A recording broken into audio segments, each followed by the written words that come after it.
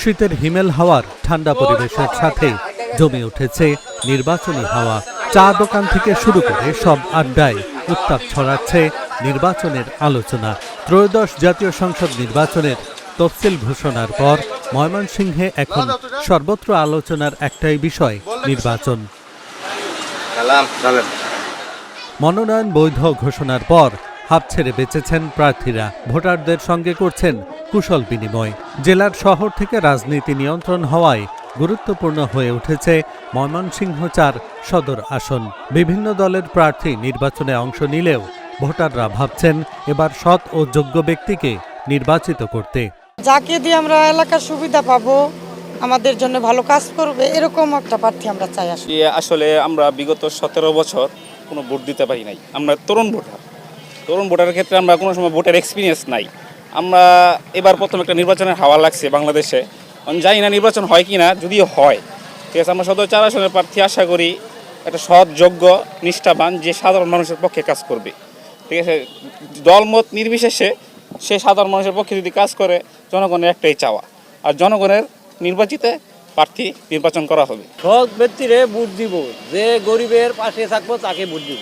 দেশে যে রাজনৈতিক অস্থিরতা চলছে, এই মুহূর্তে আসলে যে কোনো একটা রাজনৈতিক দল, সে যে রাজনৈতিক দলই হোক, ক্ষমতায় আসা দরকার। অপরিকল্পিত নগরায়ন, যানজট ও শিক্ষা চিকিৎসা সংকটে পিছিয়ে থাকা এই আসনে বিএনপি, জামায়াত সহ বিভিন্ন দলের প্রার্থীরা নির্বাচনী বিধি মেনে ভোটারদের সঙ্গে কুশল বিনিময় ও উন্নয়নের প্রতিশ্রুতি দিচ্ছেন।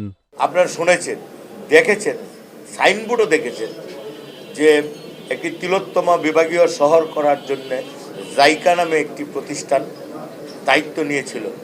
পরবর্তীতে আমরা দেখেছি লুটেরা তারা চুরে না শুনে ধর্মের কাহিনী, তাদের চরিতার্থ কুৎসিতভাবে করার জন্য তারা যে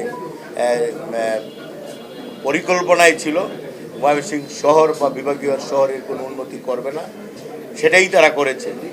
আমরা মনে করি বিএনপি সরকার জনাব তারেক রহমান, বেগম খালেদা জিয়ার নেতৃত্বে প্রতিষ্ঠিত হলে সর্বাগ্রে আমি একজন এই সমাজের লোক হিসাবে, ভুক্তভোগী হিসাবে, আমি এই শহরকে, এই বিভাগকে আমি সর্বাগ্রে একটি তিলোত্তমা শহর হিসাবে প্রতিষ্ঠিত করার জন্য সংসদের প্রথম অধিবেশনেই আমি আমার সহকর্মীদের সাথে নিয়ে জোরালো বক্তব্যের মাধ্যমে প্রতিষ্ঠিত করতে চেষ্টা করব।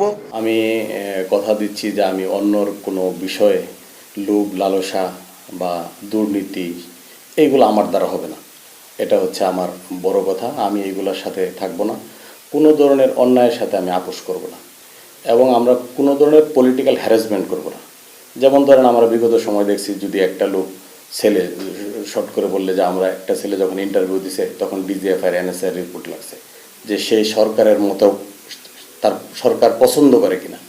আর আমি ব্যক্তিগতভাবে কথা দিয়ে যাচ্ছি, যদি মেধাবী হয়, সে যদি আমার বিপরীত মতের হয়, সে যদি আওয়ামী করোনা হয়, বিএনপি করোনা হয়, তার মেধার মূল্যায়ন আমরা করব। ময়মনসিংহ ৪ আসনে মোট ভোটার ৬,৯১,১৯৬ জন। এর মধ্যে পুরুষ ভোটার ৩,৪২,৬৯৫ জন, নারী ভোটার ৩,৪৮,৪৯১ জন। তৃতীয় লিঙ্গের মোট ভোটার আছেন ১০ জন। Dhaka journal, news desk.